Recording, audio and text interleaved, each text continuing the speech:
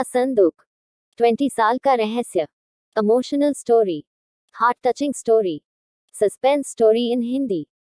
20 साल से 3 बेटे और उनकी पत्नियां मां की सेवा कर रहे हैं संदूक के लिए।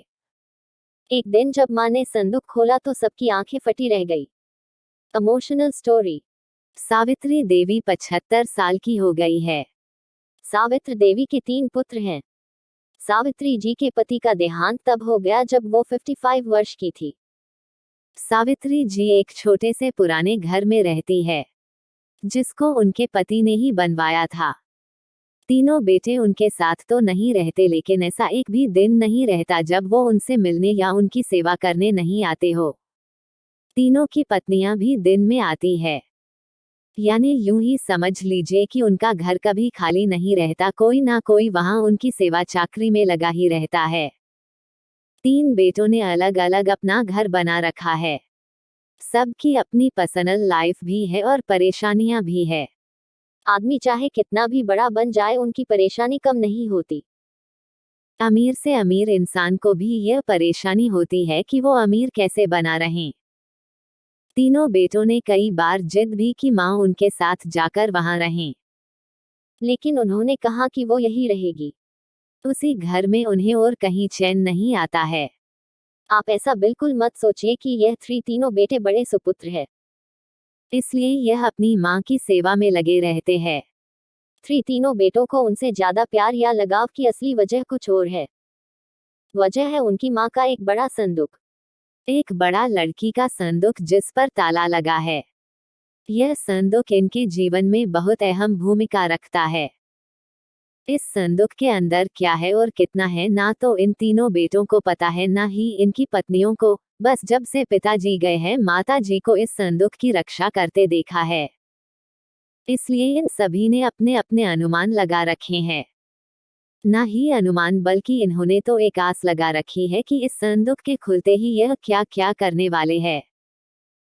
सावित्री जी उस संदूक को छोड़कर कभी नहीं जाती, कभी जाती भी तो अपने कमरे में बड़ा ताला लगाकर ही बाहर निकलती। वो सिर्फ थोड़ी देर में ही वापस आ जाती।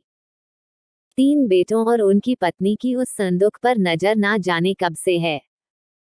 सबने अपनी तरफ से अपनी अपनी कोशिश भी करके देख ली मां को अपने साथ अपने घर ले जाने की, ताकि मां के साथ उनका संदूक भी वहां से हिल सके, और फिर जाहिर सी बात है, जिसके घर में मां रहेगी उसका संदूक। लेकिन सभी एक दूसरे की काट करते हैं। इसकी कृपा है कि मां के आगे पीछे मां जी करते ना सिर्फ बेटे बल्कि बहुएं भी चक्कर लगाती रहती है। लेकिन सावित्री जी भी भली भांति अपने बेटों को समझती है।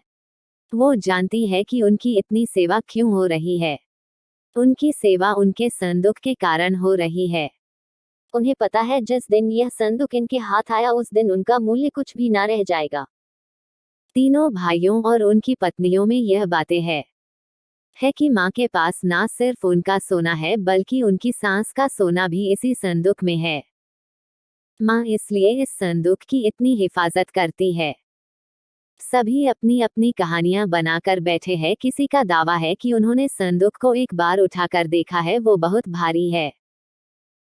मां के कमरे में इन बहुओं ने कई बार सफाई के बहाने संदूक के पास जाने की कोशिश की, लेकिन मां जी ने उन्हें बार बार टोका और कहा कि इस संदूक से अभी दूर रहो। समय आने पर इस संदूक में क्या है तुम्हें अपने आप ही पता चल जाएगा।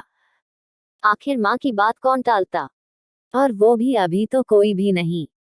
बस उस समय के इंतजार में यह सब मां का अच्छा बेटा और अच्छी बहू बनने की कोशिश कर रहे हैं। रात में कोई ना कोई मां के घर में जरूर रुकता, लेकिन मां जी उसे अपने कमरे में सोने नहीं देती थी। इस तरह सावित्री जी ने इस संदूक के सहारे 20 साल निकाल दिए। एक दिन मां जी तबीयत थी नहीं थी। अक्सर जब तबीयत बिगड़ जाया करती थी, तब उनके बेटे उन्हें अस्पताल ले जाने का कहते थे, लेकिन वो उसके लिए भी राजी नहीं होती थी। वो कहती थी कि डॉक्टर को यही बुलवा लो। उनके बेटे ऐसा ही करते थे। इस बार जब उनकी तबीयत खराब हुई तो डॉक्टर ने कहा कि उन्हें अस्पताल में एडमिट करना ही होगा, वरना उनकी हालत खराब हो सकती है। और फिर उम्र भी बढ़ती जा रही है, आखिर कब तक यह शरीर साथ देगा। डॉक्टर के यह जवाब देने पर तीनों भाइयों को डैक से ज्यादा उत्साह दिखाई दिया। उनकी पत्नियों की आंखों की चमक साफ दिखाई दे रही थी। सावित्री ने उन्हें कमरे के बाहर खुशफुस करते सुना। तीनों इस बात पर चर्चा कर रहे थे कि मां के जाने के बाद संदूक में जो भी है वो आपस में बांटा जाएगा, सबको बराबर बराबर मिलेगा।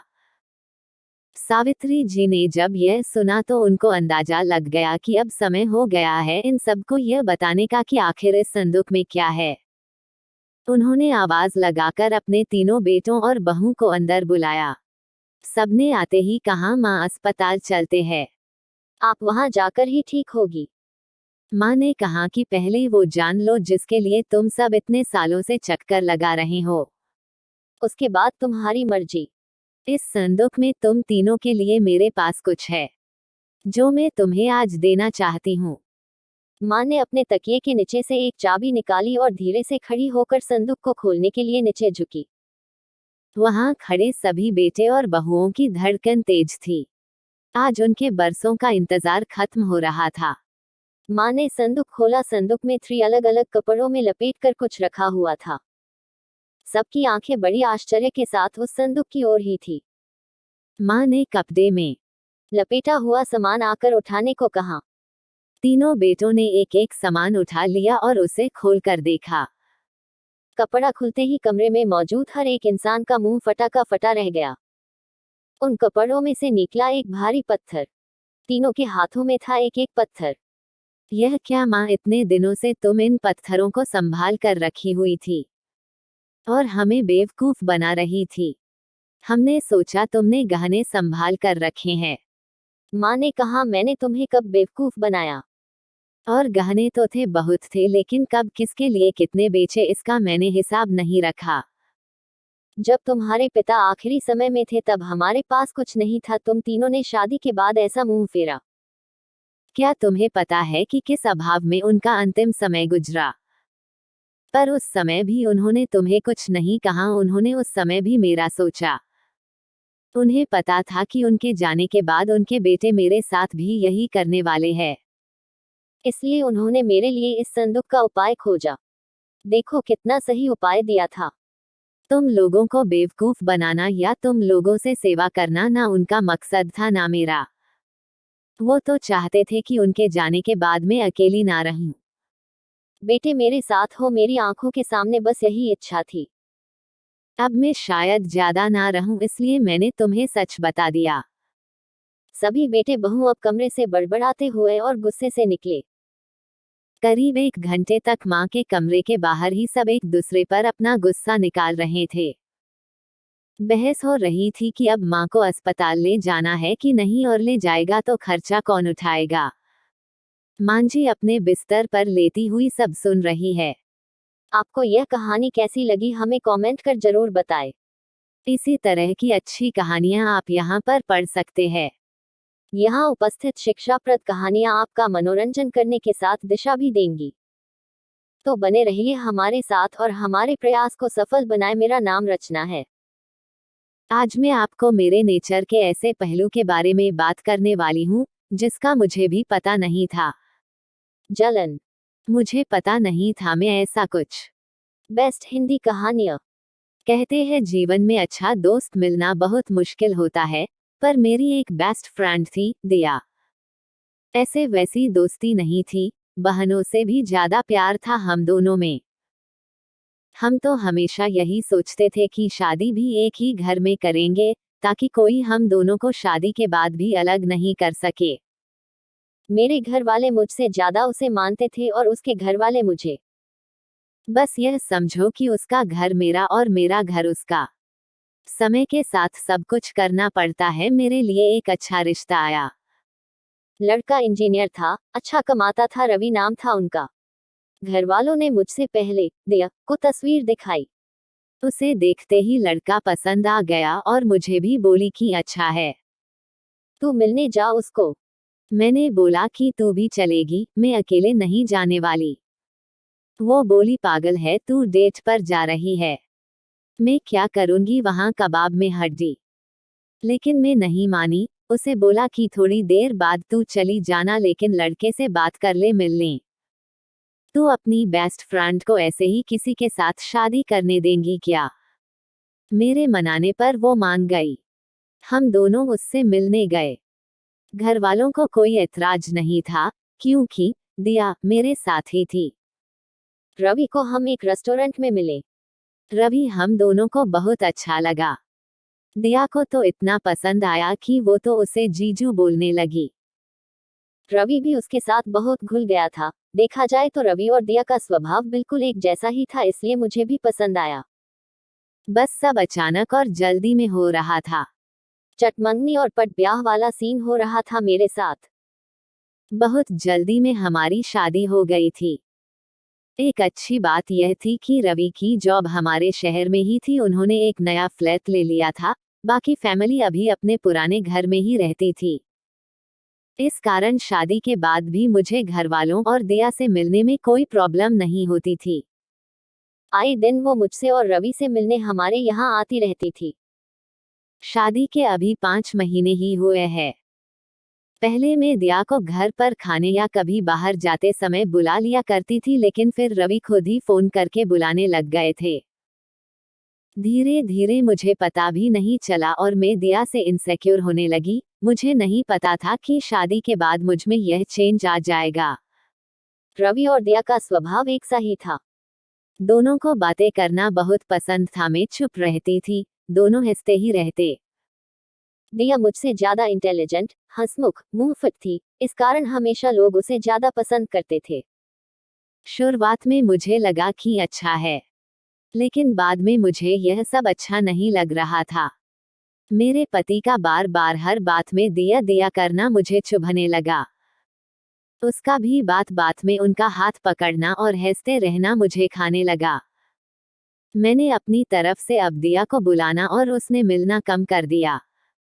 मैं कोशिश करती कुछ बहाने से कि वो अब घर भी ना आए। एक शाम अचानक ही वो और मेरे पति साथ में घर आए और बाहर डिनर का बोलने लगे। मैंने कहा कि मेरी तबीयत ठीक नहीं है। दिया बोली इसका हमेशा ऐसा ही रहता है, बोरिंग घर में रहती है, इसके लिए कुछ पैक करा लेंगे, चलो जीजू हम दोनों चलते हैं। उन्होंने मेरी तबीयत भी नहीं पूछी और दिया के साथ बाहर डिनर पर चले गए। उस दिन मेरे कलेजे पर जैसे सांप लौट गए थे। मेरे साथ यह क्या हो रहा था मुझे नहीं पता था, बस मैं इतना जानती थी कि मुझे यह सब अच्छा नहीं लग रहा था। रात जब वो घर आए तो मेरा पारा चढ़ा था। वो तो आए ही, उनके साथ दिया भी आ गई।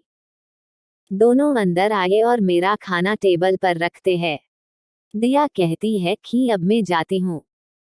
उसके यह बोलते ही मेरे मुंह से इतने दिनों का दबाया गया गुस्सा फूटा और मैंने कहा कि क्यों जा रही है, यही सो जाना हम दोनों के बीच में। दोनों की हंसी रुक गई। दिया को पता चल गया था कि मैंने मजाक में नहीं बोला है। कुछ पल उसने मेरी तरफ देखा, फिर दरवाजा खोलकर चली गई।